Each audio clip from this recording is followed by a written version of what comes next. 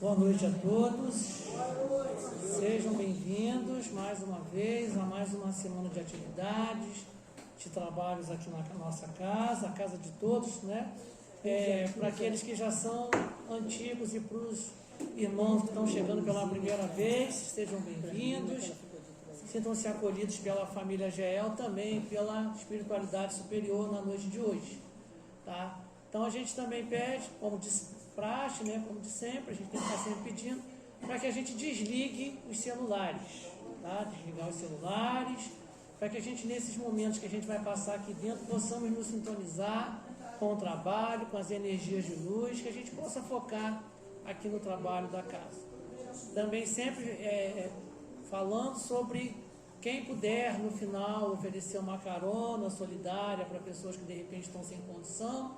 O ônibus aqui em cima é uma torada, né? Então também quem puder oferecer também sempre é bem-vindo.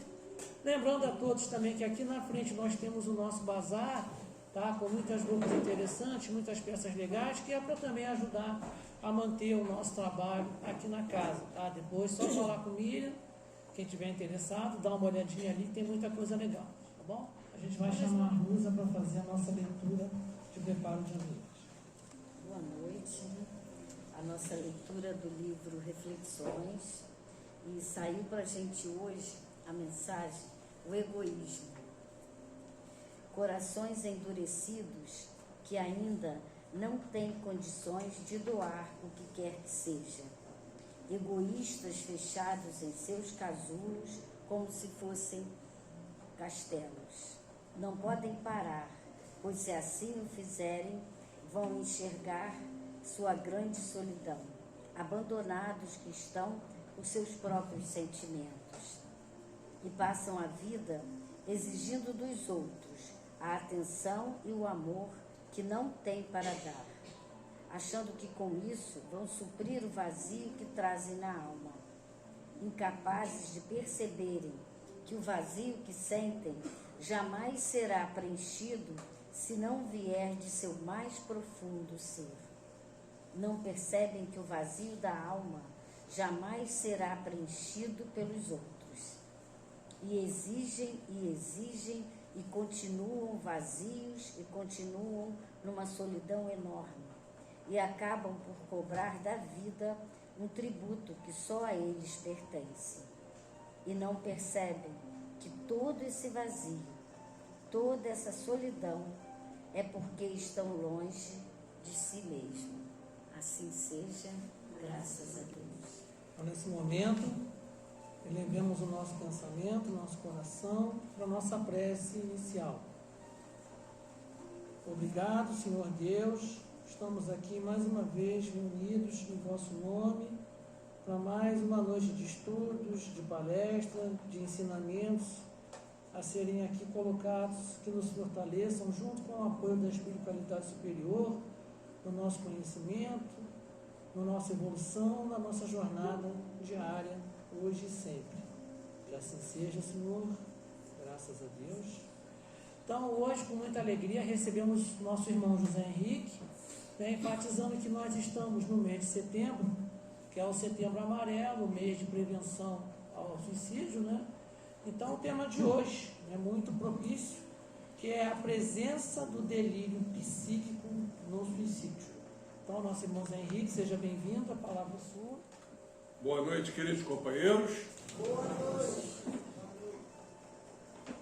Nada como ter uma boa noite. E para termos uma boa noite, nada como estarmos com Jesus.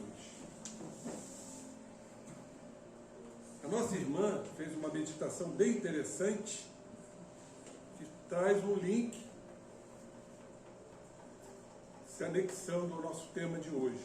E a outra irmã, ela que como que revestiu todas essas questões relacionadas ao suicídio, pois estamos no mês da prevenção, que é o egoísmo. Não vamos aprofundar sobre isto. Nosso tema hoje é um pouquinho diferente. E eu queria aqui ressaltar a importância desse tema para os dias atuais. Claro que muitos sabem, mas vamos aqui repetir que, pasmem aqueles que não sabem, a cada 40 segundos um ser está se matando no planeta. Só esse tempinho aqui, quantos já não se mataram? E aí eu me lembro de uma comunicação de um espírito, de um capítulo de Obras Póstumas, Regeneração da Humanidade. Depois vocês podem pesquisar. E esse espírito diz o seguinte, que haveria no processo regenerativo planetário um grande aumento de suicídios, principalmente entre os jovens, o que é extremamente preocupante. Se eu fosse colocar assim, rapidamente, as causas, porque se pergunta, por que tanto suicídio, por que tanta desistência, por que tanto isso vem acontecendo entre os jovens? Eu me remonto a 4 situações. A primeira delas, vida passada. Podem ser espíritos que já se suicidaram algumas vezes e trazem este condicionamento no seu psiquismo. Diante do infortúnio, do problema, do conflito, da dificuldade, do desamor, eu vou recorrer a uma situação mais fácil. Não deve ser suicida, não. Pois bem, o suicida, ele não quer se matar. Ele apenas quer sair da dor. O suicídio, ele se alicerça em 3 situações. Guardemos isto: dor, desespero e desesperança. A nossa irmã citou ali vazio existencial. É o que vem acontecendo muito entre os jovens. Chamamos também de vacuidade existencial. Falta de sentido, falta de perspectiva, falta de esperança, entra a desesperança. Portanto, são esses 3 Ds que alicerçam a questão do suicídio. Então falamos da primeira, vida passada. A segunda, patologias da alma. Nós vamos falar aqui de um diálogo muito interessante de Ernesto Fantino com Evelina Serpa, no livro E a Vida Continua, pelo Espírito André Luiz, que são incógnitas da alma. É o ápice das doenças mentais. O mundo hoje realmente está doente. Doente do espírito. Então o que mais se fala hoje é de depressão. A chamada doença do século, que segundo algumas estatísticas, abarca mais ou menos 1/4 da humanidade. Vejam a gravidade disso. E muitas dessas doenças, por isso são chamadas de incógnitas da alma, estão lá, nas profundezas do psiquismo. E de repente aquilo eclode, é um gatilho, é um estímulo, e essas patologias afloram e muitas delas passam despercebidas, principalmente entre os pais. Então, muito cuidado quando a gente vê um filho se recolher, falar pouco, se trancar no quarto, aquele olhar melancólico, triste. Nós temos que observar isso. Então, patologia da alma, segunda causa. Já falamos de vida passada. A terceira causa, que é o que nós vamos mais abordar, a obsessão. Porque somos espíritos comprometidos. Somos espíritos endividados. e eles se acoplam a nós pela lei da afinidade. Lembram-se da famosa questão do Livro dos Espíritos, 459? Eles influem nossos atos e pensamentos muito mais que imaginamos, a tal ponto que de ordinário são eles que nos dirigem. E esse tema é bastante propício. Então já falamos de 3 causas: vida passada, patologias da alma e obsessão.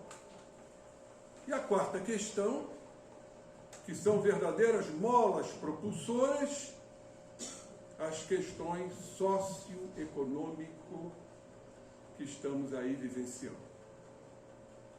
Tristemente, desigualdades sociais profundas, falta de perspectiva para o jovem, falta de esperança. Então essas 4 situações revestem a alma.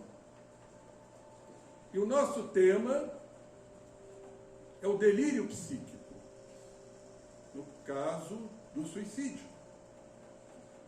O que é um delírio? O que a psiquiatria nos fala a respeito do delírio? O delírio é uma distorção da realidade. A criatura está fora de si, perde o prumo, apaga-se o raciocínio, desorienta-se no tempo e no espaço. E claro que isso traz um cunho muito forte, que é a ação espiritual. No espírito que já traz a tendência, no espírito que traz as patologias da alma incrustadas, e diante deste mundo hostil que estamos vivendo. Então vocês já estão entendendo qual seria o tratamento disso. O tratamento nós chamamos de um tratamento multidisciplinar ou transdisciplinar. Transcende a matéria. Inclui tratamento psiquiátrico, tratamento psicológico, algumas vezes regressão de memória, para saber os núcleos, as raízes do processo, e desobsessão. Aí a Casa Espírita, a Mancheias, nos traz esta grande vertente desobsessiva. E para complementar a importância da família, a importância do diálogo, a importância do compromisso que nós, pais, avós, cuidadores, temos com os nossos jovens. Porque o que mais a gente vê são esses momentos de vulnerabilidade, esses momentos aonde os pais estão completamente desatentos na criação de seus filhos. A permissividade, a vulgaridade, a banalidade, a ausência. Então isso tem um peso incomensurável. Então o delírio é uma distorção da realidade, é um apagamento do raciocínio. E ele crê, fundamentalmente, que aquilo é o certo. Como é que o Espiritismo vê isso, gente? Nós que estudamos a doutrina, quando ele crê numa inverdade, como sendo verdade, nós estamos diante de um processo obsessivo chamado de fascinação. Então os espíritos chegam e dizem: meu filho, faça isso, saia daí, venha para nós, venha para o seu lado, a vida não te pertence, você é melhor que tudo isto. Existe um tipo de delírio relatado pela psiquiatria que se encaixa perfeitamente bem nisso, no processo psiquiátrico e também de fascinação, chamado delírio de grandeza. arrogância, prepotência, orgulho. Sou muito importante para estar vivendo entre os mortais. Ou então, delírio nihilista. Ou seja, a vida não tem significado nenhum. Não é aqui que eu tenho que estar. E onde isso é transmitido? Claro, a comunicação espiritual é de perispírito a perispírito. Vai chegar lá no inconsciente. Quando o ser está dormindo, chamamos de mediunidade onírica, quando ele sai do corpo e sofre influenciações espirituais. Então estamos, companheiros, diante, isso sim, é uma pandemia. É uma pandemia psíquica. Então nós entendemos que no ato do suicídio, como no ato do crime, há um apagamento. Isso não isenta a criatura do erro. Mas ele perde o prumo, perde a noção, a realidade é outra, o raciocínio se apaga. Isto está muito claro nos processos obsessivos de influenciações. É o delírio. Que nós vamos mostrar aqui na pesquisa onde estão essas fontes que caracterizam exatamente isto. Então a criatura, ela se mata para sair da dor, com todos aqueles aspectos aqui já citados, totalmente fora de si. Distorção da realidade é como se define o delírio. Então nós trouxemos aqui uma frase, que seria uma frase terapêutica, caso o ser ou o pretenso suicida entendesse o que Pedro Miguel Lamé, lá de Cádiz, na Espanha, um jesuíta espanhol que ainda está encarnado entre nós, deixou aqui como legado para todos nós, principalmente para os suicidas. Diz ele: a esperança mais singela está mais perto da verdade do que o desespero mais justificado. Ou seja, por mais que estejamos desesperados, com tantos problemas, doenças, enfermidades, perdas, traumas, a esperança mais singela está mais perto da verdade. Temos a esperança de que tudo passa, por mais que seja superlativa a dor. Como diz Maria, mãe de Jesus, tudo passará. Agradecer, gente. Olhem a dificuldade de agradecer o infortúnio, a desventura, os processos todos que estamos aqui passando de dores, sofrimentos físicos e mentais, e, no entanto, devemos agradecer. Porque esta certeza, e desde que nos resignemos, o que é resignação? Certa feita, comentando com uma pessoa, não, resignação, absolutamente não. Resignação é inércia, resignação é comodismo. Não é. Resignação é a compreensão verdadeira, intuitiva, profunda daquilo que não podemos modificar. Está ali. Temos que nos resignar, o que não quer dizer paralisia e inércia. Temos que trabalhar resignadamente. Quando a gente vai lá no Evangelho segundo o Espiritismo, Lázaro, numa comunicação dada em 1863, nos diz que a resignação é o consentimento do coração. O resignado, ele consente. É do coração. É da alma. Por ele entender o momento, o infortúnio. Geralmente as criaturas não são resignadas, por quê? Porque o coração está rebelde, não aceita, reclama, às vezes torna-se até agressiva diante dos infortúnios da vida. Então temos que ter isso em mente. Porque a resignação, quando ela se une à esperança de que tudo passará, por isso a esperança mais singela está mais perto da verdade, nós vamos desenvolver, vamos nutrir a fé. A fé poderosa. A fé que realiza verdadeiros prodígios.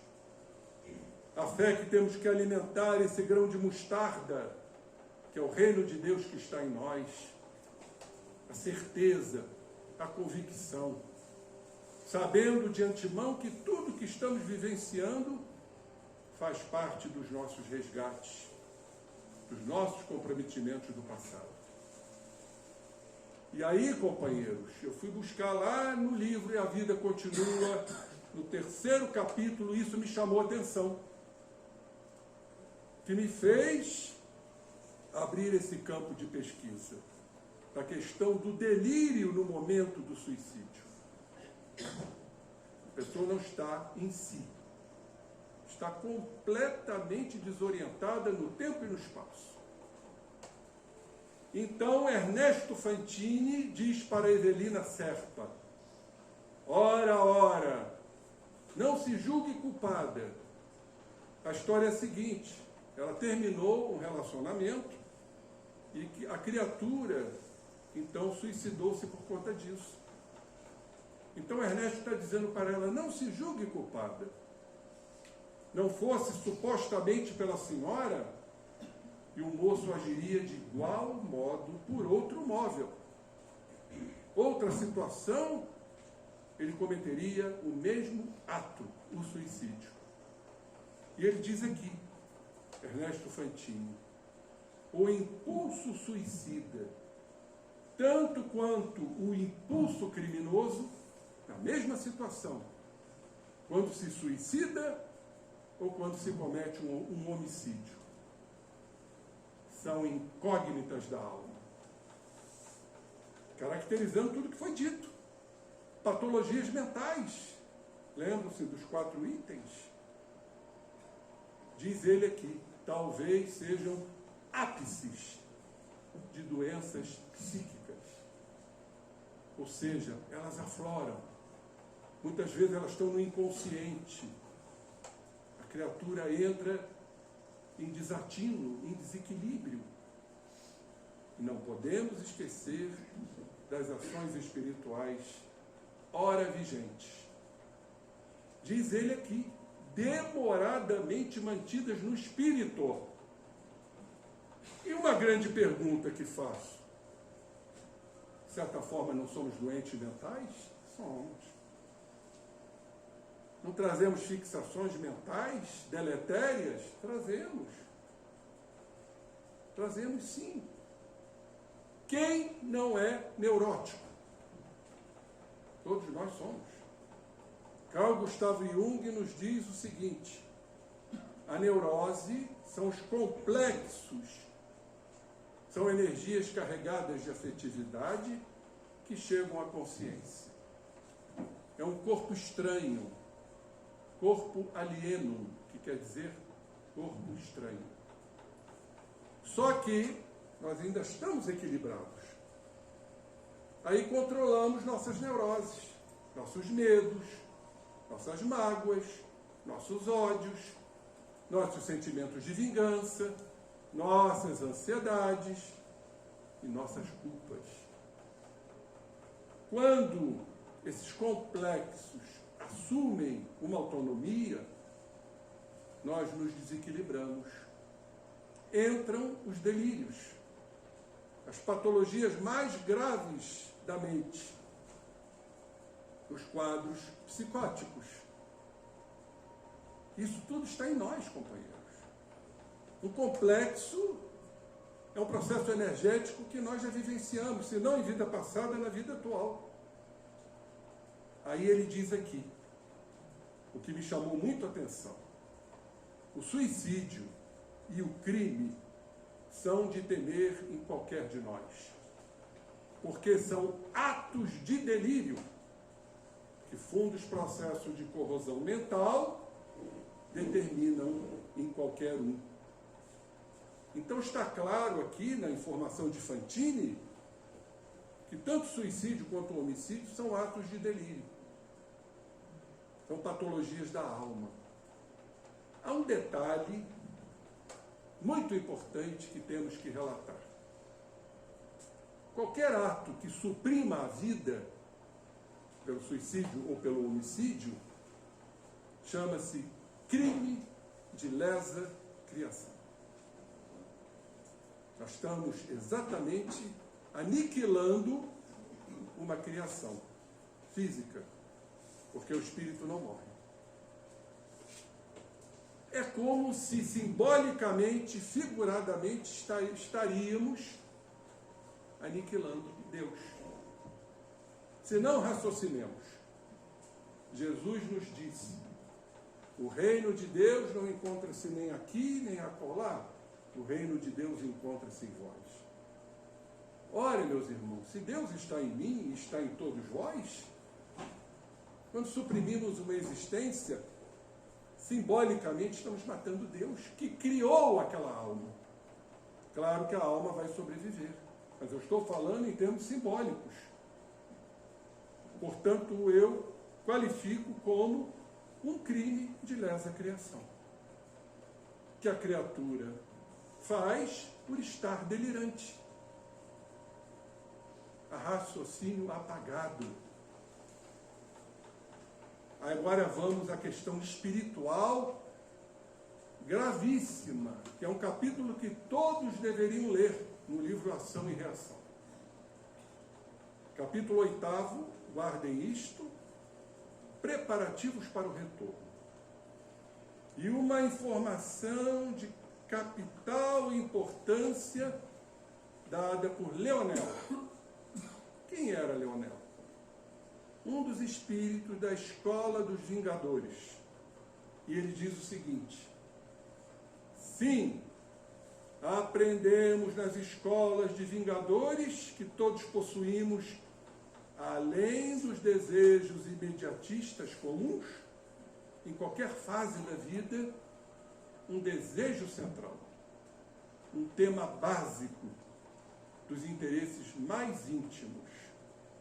Por isso, diz ele, além dos pensamentos vulgares que nos aprisionam à experiência rotineira, todos nós emitimos com mais frequência os pensamentos que nascem deste desejo central, que pode ser um desejo de suicídio, que pode ser uma culpa prevalecente, dominante no nosso psiquismo. Cada um tem um desejo central.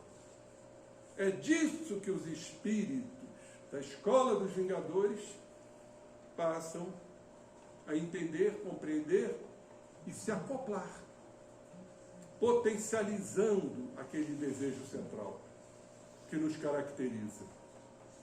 E diz ele aqui, pensamentos esses que passam o quê? A constituir o reflexo dominante de nossa personalidade. É o que caracteriza a nossa personalidade.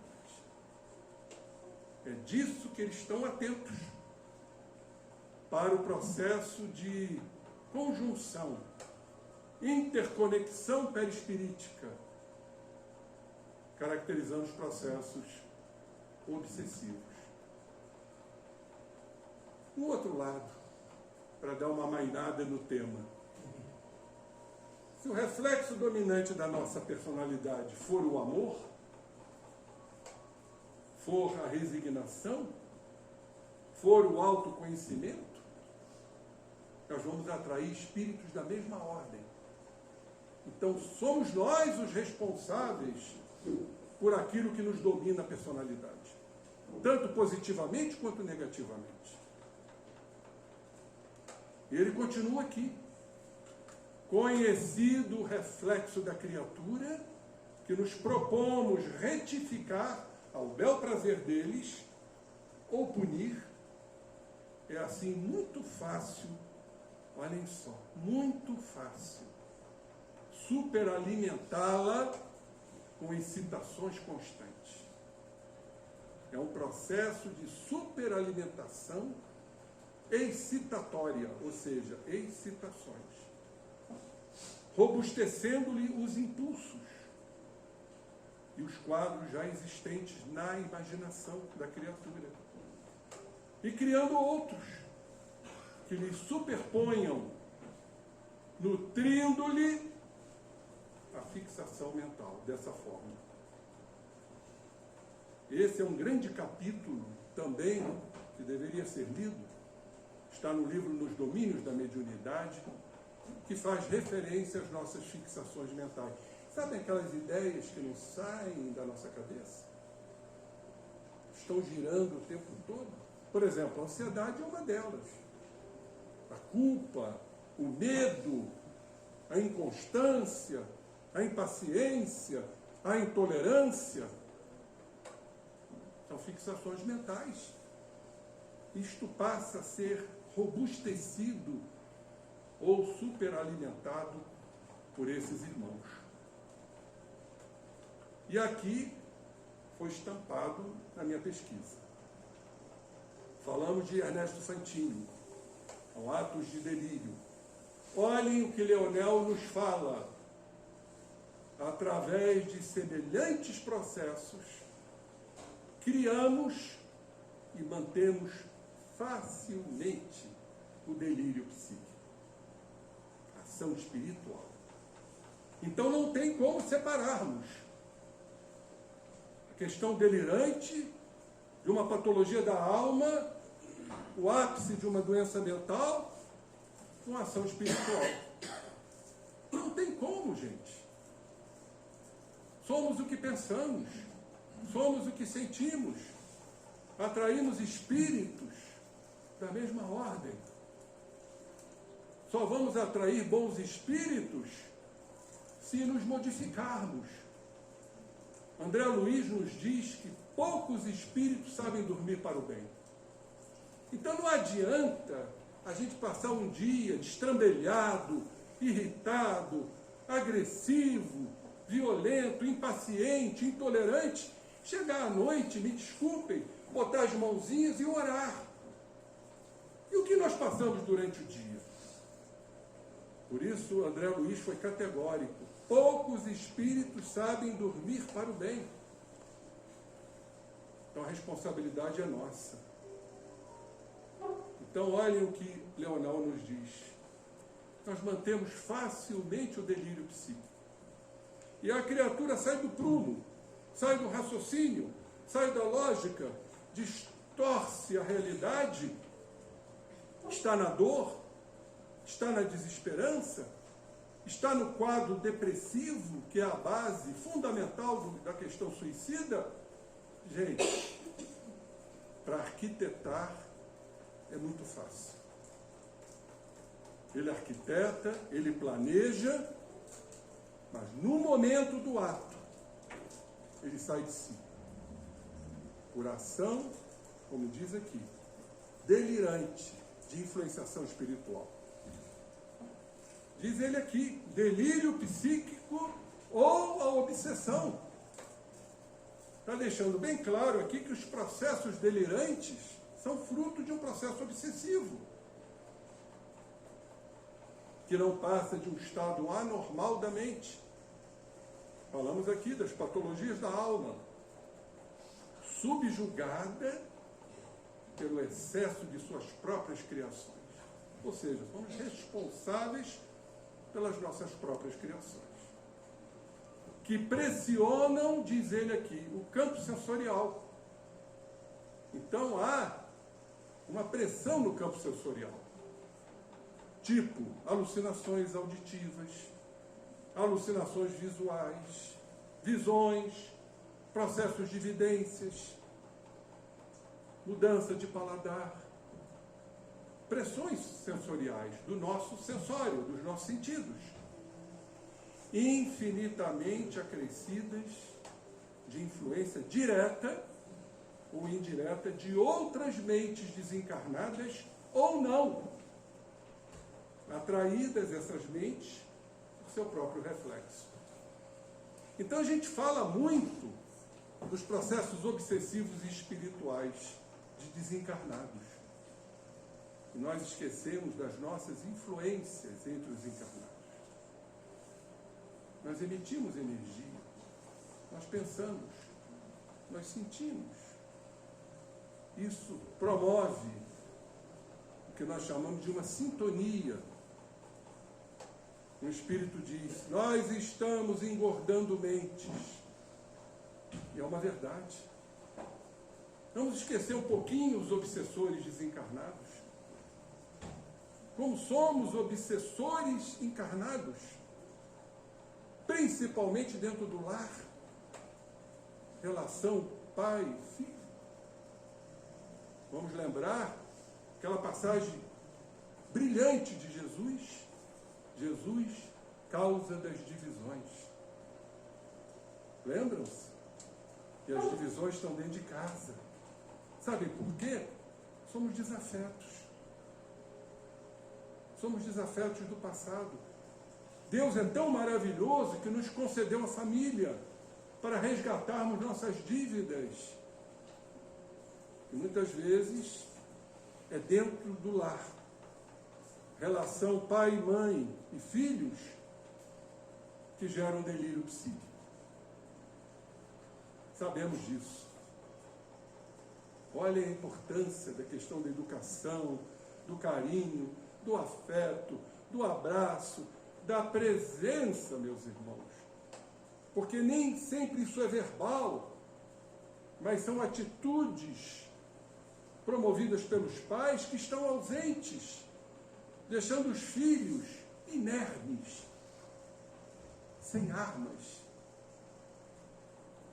Quando não há o suicídio, a busca lamentável para as drogas, que cada vez está aumentando mais. Eu sempre faço esse questionamento. Por que tanta droga, gente? Só existe muita droga porque existe consumo. E por que existe tanto consumo? Tudo isso que estamos aqui falando. Não é só questão de experimentar, de curiosidade, não. São carências que nós sabemos que a droga é capitosa. Sobe a cabeça, dando um bem-estar ilusório. E passa esse bem-estar, vem o down. Down quer dizer para baixo. Obrigando esta criatura a consumir mais e acaba não saindo da droga. E o que é pior, vai utilizar drogas mais potentes. Vocês têm ideia do quanto está se disseminando as cracolândias? Uma droga que enlouquece? Gente, isso tudo a doutrina espírita tem obrigação de relatar. Então, volto a dizer, não são só as mentes desencarnadas, somos nós. E aí então, Clarencio, nosso querido Clarencio, no livro Entre a Terra e o Céu, nos diz o seguinte: o novo companheiro, se referindo a um companheiro, padece angustioso complexo de fixação. Vamos lembrar o que a nossa irmã estudou aqui. Meditação para angústia. E os materialistas existencialistas, como Jean Paul Sartre, com muita propriedade, diz que a angústia é o espanto do homem diante do absurdo da existência. Ou seja, o que quer dizer viver? Nascer, viver e morrer? E tudo vira pó? Os materialistas sofrem desta angústia. Não tem perspectiva, não creem no Espírito, não creem em Deus. Tudo vai morrer no sepulcro. Então, é um complexo de fixação também.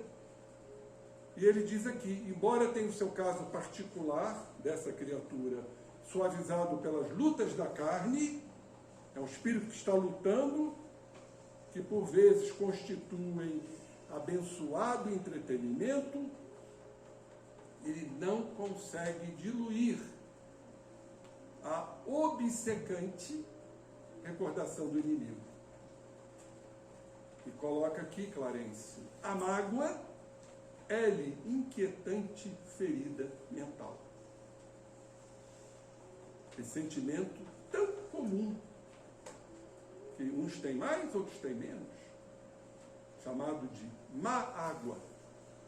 As águas turvas e pútridas do nosso psiquismo é a mágoa, que vai nos destruindo internamente, tanto fisicamente como psiquicamente, gerando alterações psíquicas de grande grau. É uma fixação mental, levando a criatura ao descompasso. E aí, estamos fazendo uma referência ao delírio. Muito bem. Eu reservei este capítulo, a questão da influência espiritual, porque eu considero isso de grande prevalência na questão do suicídio. Que, como vimos aqui, Leonel nos fala o robustecimento do delírio psíquico. Lá no livro Painéis da Obsessão, pelo espírito Manuel Filomeno de Miranda, pelas mãos queridas de Divaldo Franco, Manuel diz o seguinte: a princípio, manifestam-se como uma ideia que vai se insinuando, a ideia suicida. Outras vezes, é um relâmpago fulgurante, na noite escura dos sofrimentos, como uma solução libertadora. Ou seja, me libertar do sofrimento. O suicida, ele não quer morrer, ele quer sair da dor. Posteriormente, diz Manuel Filomeno de Miranda, fazem-se fixação do pensamento infeliz. A ideação suicida começa a se fixar cada vez mais. O que vai se adentrando, dominando os painéis da mente, vai comandando o comportamento. Olhem só a questão espiritual, comandando o comportamento, assomando em configuração de ser um autocídio ou suicídio a melhor atitude. Ou seja, apagamento da lógica, apagamento do raciocínio. É o delírio. É uma atitude mais correta para eles ante os problemas e os desafios. E com o tempo, desaparece a polivalência das conjecturas, ou seja, o raciocínio. E surge, então, o perigoso monoideísmo, a ideia fixa, em torno do qual giram as demais aspirações que cedem lugar ao dominador psíquico, agora senhor da área do raciocínio, que se apaga. Para dar então campo ao gesto, olha como Manuel Filomeno coloca, tresvariado. É um tresvario, um processo realmente de insanidade, enganoso, sem retorno. Muito bem, companheiros. Nós temos que ir na doutrina, na raiz, para entender tudo isso que estamos aqui relatando. A questão da ação espiritual, da fascinação. Aí nós vamos lá no livro dos médiuns, no capítulo 23, que fala da obsessão. Prestemos atenção, e o segundo item de subjugação é muito interessante, de possibilidades realço bem. Não estou aqui afirmando, estou me guiando pelo que a doutrina me traz. É possível o que eu vou relatar no final? É possível. Se não, vejamos. no item 239, do Livro dos Médiuns, Allan Kardec nos diz o seguinte: a fascinação tem consequências muito mais graves. E uma ilusão produzida pela ação direta do espírito, seja encarnado ou desencarnado, sobre o pensamento do médium. Porque nós estamos falando do Livro dos Médiuns. Não esquecendo que todos somos médiuns. E que, de certa maneira, olhem só, o mesmo discurso do Manuel Filomeno de Miranda, o mesmo discurso da psiquiatria, lhe paralisa o raciocínio relativamente às comunicações. Então a fascinação é uma ilusão. Então o suicida, ele se ilude crendo que vai sair da dor, que este é o melhor processo, porque isso também está sendo incutido nele. Aí quando a gente estuda a psiquiatria, a gente vê os tipos de delírios. Já dissemos que muito mais graves, nos afirma Kardec, são as consequências da fascinação. Muito mais graves. Efetivamente, graças à ilusão que dela decorre, uma ilusão, o espírito conduz o indivíduo de quem ele chegou a apoderar-se, como faria com um cego, e pode levá-lo a aceitar as doutrinas mais estranhas, as teorias mais falsas, como suicídio, como se fossem a única expressão da verdade. Gente, olha como isso está claro, como isso é insofismável, irretorquível da ação espiritual sobre os suicidas. É a expressão da verdade para eles. E Kardec aqui complementa, ainda mais pode levá-lo a situações ridículas, comprometedoras e até perigosas. Então está muito clara a relação do processo de fascinação espiritual e o suicídio, levando ao delírio psíquico, que, como diz Leonel, robustecendo e nutrindo, superalimentando o processo delirante, que é um processo de fascinação. Muito bem. Item 240. Isso aqui me fez raciocinar. Claro que muitos vão redarguir. Mas será que isso é possível? Tudo é possível quando estamos comprometidos. Tudo é possível quando abrimos nossos campos, nossas brechas. Não podemos esquecer da ação espiritual no corpo. Futuro estudo da medicina.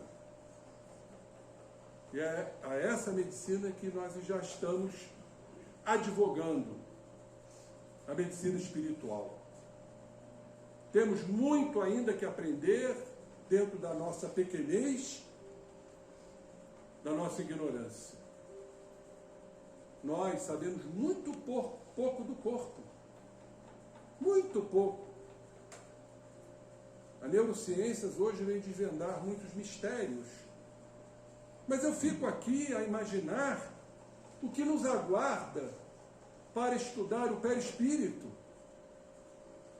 Esse feixe energético estrondoso. Porque o perispírito tem vários feixes, que vai do duplo etérico, que sintetiza o ectoplasma, o fluido vital, até o corpo mental, de onde ali saem as raízes do perispírito. Ou seja, na zona limítrofe entre o perispírito e a alma, o seu corpo. Vejam bem, por isso que eu acho que a doutrina é uma doutrina de estudo. Não somos espíritos. Não estamos em corpos. Não existe uma interação entre nossos espíritos e nossos corpos. Não há uma via de mão dupla. Não há um fluxo e refluxo. O que o espírito determina vai para o corpo, e o que o corpo faz não se reflete no espírito, e de permeio está ali o perispírito. Esta interação que desconhecemos. E quando estamos desencarnados, não é a mesma coisa? Claro que é. Olhem como o campo ainda é muito vasto. Ainda temos muito que estudar e muito que aprender. Eu me lembro de uma colocação do Divaldo Franco, das 4 vertentes de espíritos que estão encarnando no orbe terrestre, neste momento de regeneração. São espíritos, 4 vertentes, ligados à engenharia. Teremos grandes engenheiros daqui para frente, espíritos ligados à arte, ou seja, o belo, a estética, não cultuar o corpo, mas a beleza nobre daqueles que encarnarão como estetas. Temos aqueles ligados ao direito, que vão encarnar para a justiça, não a nossa justiça de hoje, tendenciosa, sabemos, mas uma justiça divina. E a quarta vertente, meus irmãos, a mediunidade. Nós vamos conversar com nossos entes queridos que estão conversando com os espíritos normalmente. Não vamos precisar mais da psicografia nem da psicofonia. Tudo será pelas teias do pensamento. Qual é a mediunidade do futuro? A intuitiva. Eles vão agir nos nossos processos intuitivos e vamos interagir com eles. Isso será a norma desse planeta de regeneração. Mas sem perder este móvel, eu estou costurando isso para o final. Olhem o que Kardec nos traz no item 240 do Livro dos Médiuns. A subjugação, falamos de fascinação, é uma constrição que paralisa a vontade. Ou seja, perde o raciocínio. Mais uma vez, isso nos remete ao delírio daquele que a sofre e o faz agir ao seu mau grado. Numa palavra, o paciente fica sob um verdadeiro jugo, dominado pelo espírito, subjugado, que muitos chamam de possessão espiritual. Agora, guardem isto. A subjugação pode ser moral ou corporal. Então, eles podem agir moralmente, como Leonel nos mostrou, tema básico, desejo central, reflexo dominante da personalidade, ou agir em nossos corpos. Muito mais do que imaginamos. Questão 459. Eles não influenciam nossos atos e pensamentos? O que é o ato, senão a mobilização do corpo para uma atitude? Bendita doutrina. Então, no primeiro caso, o subjugado é constrangido a tomar resoluções muitas vezes absurdas. A ilusão, o suicídio. E comprometedoras que, por uma espécie de ilusão, ele julga sensatas. Então ele se ilude de que esse é o caminho, e para ele isto é sensato. delirantemente falando. É uma como fascinação. Então está muito ligado, fascinação com a subjugação. Pois bem, irmãos, vou tomar um pouquinho de fôlego. No segundo caso, o espírito atua sobre os órgãos materiais e provoca movimentos involuntários, ou seja, que não são dominados. A criatura já está delirante, já apagou o raciocínio, já está no processo de distorção da realidade. Ainda vai haver os movimentos involuntários, ilusoriamente, tidos como corretos, para ele que está na dor. Vai, às vezes, mais longe a subjugação corporal, nos fala Allan Kardec no Livro dos Médiuns. Pode levar aos mais ridículos atos. Então, gente, raciocinem comigo. Diante de tudo que aqui foi falado, ilusão, apagamento do raciocínio, distorção da realidade, desorientado no tempo e no espaço, delirante, doenças mentais, incógnitas da alma, pode o espírito atuar num braço, diante de tudo que foi falado, para que este braço seja ele o autor do suicídio? Não pode? Seja pegando uma arma, seja pegando uma corda, sob influência subjugadora dos espíritos. Olhem a gravidade disso tudo. Ridículos atos, comprometedores e até perigosos. Mas se a criatura está fora de si, está delirante, qual é a responsabilidade dela? Deus permite tudo. Deus permite tudo. São as escolhas. Se não estão no presente, estão no presente, estão no passado. Somos espíritos endividados. E as nossas atitudes atuais que repetem o passado, os condicionamentos,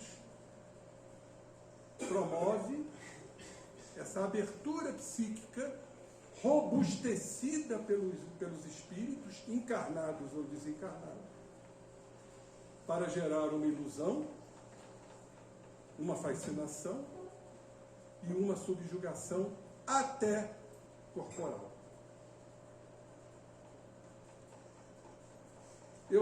Sinceramente, a doutrina espírita é extraordinária, abrindo campos de entendimento. A gente não está aqui afirmando, mas estamos no que chamamos de elucubrações, porque a doutrina espírita nos leva ao raciocínio de possibilidades de tais ordens. Não existem vítimas, companheiros. Absolutamente não. Existem espíritos comprometidos. Mentalmente, psiquicamente, espiritualmente, fisicamente, trazendo tendências e predisposições no nosso código genético. E uma sociedade lamentável que estamos hoje vivenciando. E quem vai mudar esta sociedade é o homem. Não serão os espíritos. Acabei de dizer, engenheiros, advogados, artistas, médiuns, quando não sabemos. Nosso tempo é relativo, como diz Einstein. Tempo e espaço são relativos. O que para nós é moroso, lento, para os espíritos é um átimo. Agora, cada um de nós, aqui presente, os desencarnados que estão aqui e trazidos pela espiritualidade, cada um de nós tem a responsabilidade de começar a mudar isso. Porque nós vamos espraiar novos pensamentos. Nós vamos envolver irmãos na retaguarda. Temos que estar em estado de prece, temos que estar em estado de vigilância. Os momentos são difíceis. Então, quando dizemos que somos os trabalhadores da última hora, que última hora é essa? É a hora que está se extinguindo. A hora está modificando. Aquela noção de que o tempo está correndo é uma realidade. Tempo e espaço são relativos, nos afirma o grande Einstein, um gênio da física e da matemática. Então, meus companheiros, para a gente finalizar, nós estamos diante dessa pandemia. E essa pandemia tem solução, sim. Temos que diminuir essa estatística, sendo criaturas mais atentas, principalmente nossos jovens, principalmente, para que sejam encaminhados para um tratamento multidisciplinar ou transdisciplinar. E a Casa Espírita abre suas portas. Não estou aqui querendo enaltecer a Casa Espírita em detrimento dos outros segmentos religiosos. Mas, me desculpem, não é vaidade não. Mas nós conhecemos o que eles não conhecem. Nós conhecemos esses meandros, esses estudos tão aprofundados que os nossos irmãos, que estão num ótimo trabalho em outros segmentos religiosos, não conhecem. Falaríamos isso na presença desses irmãos, vamos ser taxados de loucos ou endemoniados. Não é assim? Não são todos, mas não são assim que eles nos colocam? É o demônio? Uma vez eu conversando com um paciente que foi fazer atestado comigo, ocupacional, e não sei por que cargas d'água, nós adentramos o assunto religioso e, bom, surgiu o assunto. Ele teve a ousadia de me dizer que Chico Xavier era o próprio diabo. Eu virei para ele e falei o seguinte: companheiro, como é que um espírito pode enganar 90 e tantos anos? E ele me respondeu: é um lobo vestido com pele de cordeiro durante todo esse tempo. Quando eu vi que não havia como dialogar com ele, eu entrei no terreno da pilhéria. Falei: posso te pedir uma coisa? Me dá um diabinho desses para mim. Ele se irritou comigo. Vamos parar por aqui. Aí acabei o atestado. Queira-me bem, irmão. Siga o caminho do bem, o caminho do amor. Porque é o amor que cobre a multidão de nossos pecados. Muita paz para ti. E muita paz para todos. Muito obrigado. E nos preparemos para a prece final hoje com o nosso irmão José Henrique. Queridos companheiros, aproveitemos este minuto para elevarmos nossas preces aos nossos queridos irmãos suicidas. Somos um feixe de varas, como disse Jesus.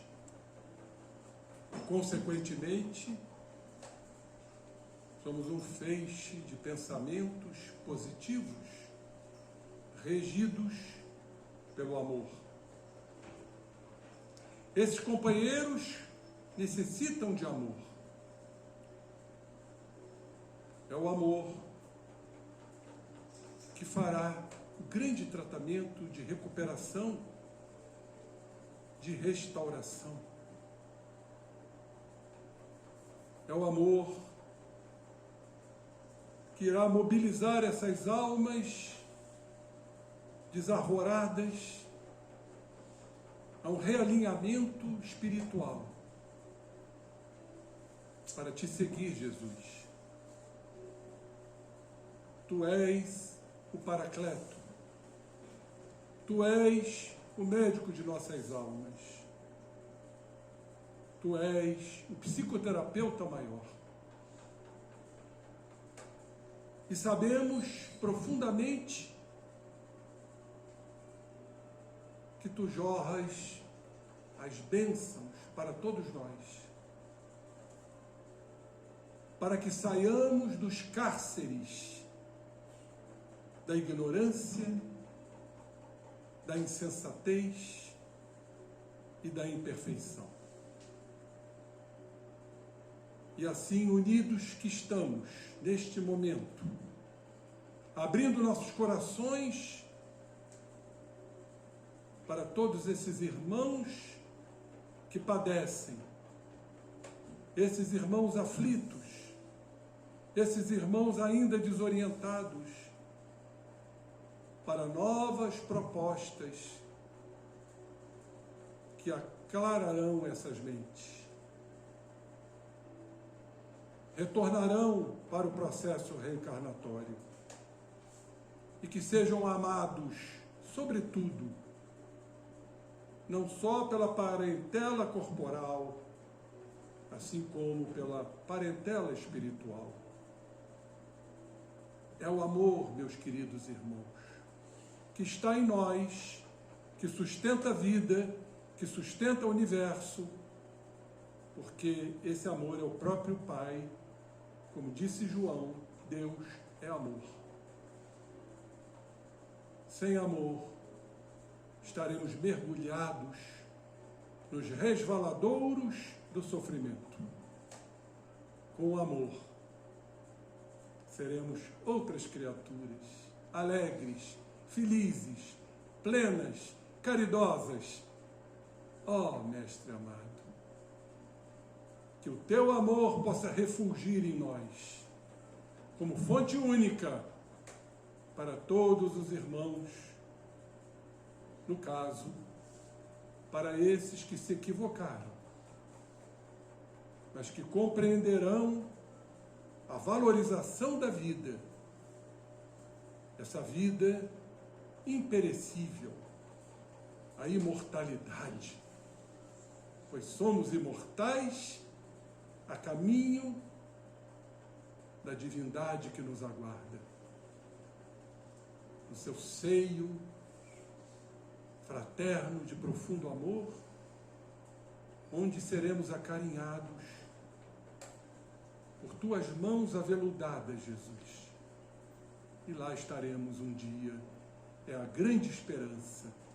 E é essa esperança que os nossos queridos irmãos, no equívoco, possam se nutrir e se desvencilhar dos traumas, dos sofrimentos. Então oremos por todos eles, que derramemos as nossas profundas energias, provindas do nosso inconsciente puro, do nosso arquétipo primordial, para que esses irmãos se sintam acolhidos e consolados. Bem-aventurados os aflitos, porque estes serão consolados. Muita paz. Agradecemos a todos pelo silêncio respeitoso e que possamos seguir para os nossos lares na paz do Mestre. Uma boa noite a todos, até a próxima segunda.